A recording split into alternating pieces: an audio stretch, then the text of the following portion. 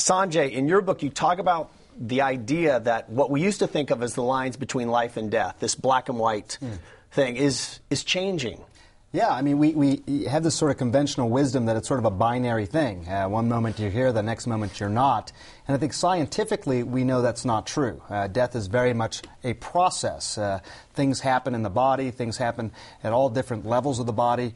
The good news is that really at so many points during that process, things can be reversed. You can start to look at that death as a process and turn it in the other direction, which, I just found incredibly fascinating. Deepak, in a recent Pew poll, they discovered that 30% of Catholics now believe in reincarnation. And for the first time ever, more people, 49%, say they've had a mystical or religious experience, more than say they haven't. What's happening? What do you make of this change? Well, lots of things are happening. First of all, there's a lot of interesting science now that is suggesting, and by no means is this clear, there's a lot of controversy about this, but there's a lot of interesting science that our consciousness, which is the place where we perceive, think, emote, imagine, have insight, intuition, choice-making, that this part of us is not a product of our brain. Scientists have until recently believed that,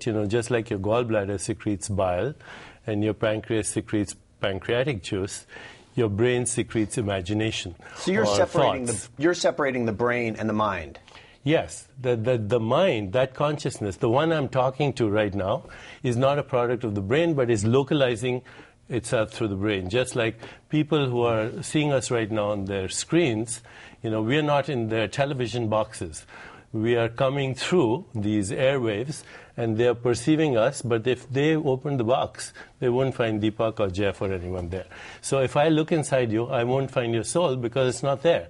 In fact, your body is experienced in your consciousness. Your mind is experienced in your consciousness. And the evidence is pointing out that this consciousness is non-local, which means it exists outside of space-time, and therefore mathematically it's impossible to destroy this consciousness. Dinesh, what do you make of these numbers?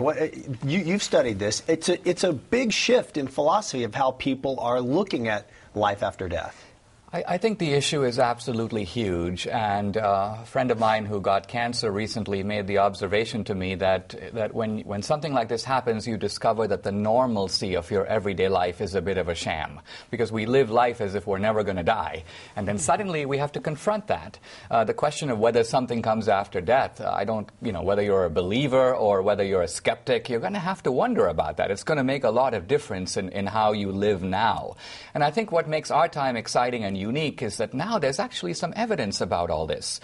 Not only near-death experiences, but evidence from physics, evidence from biology, evidence from the science of the brain, all of which seem to suggest that the old idea that simply our mind and our brain are the same, and when we die, our brains obviously die, so if that's the case, then there's no life after death. But there are new possibilities created by modern knowledge, and that's really what I think is exciting today. Sanjay, in medicine, you're experimenting with something, even here in New York, I think, with hypothermia, trying to cool the body down to expand the process of death?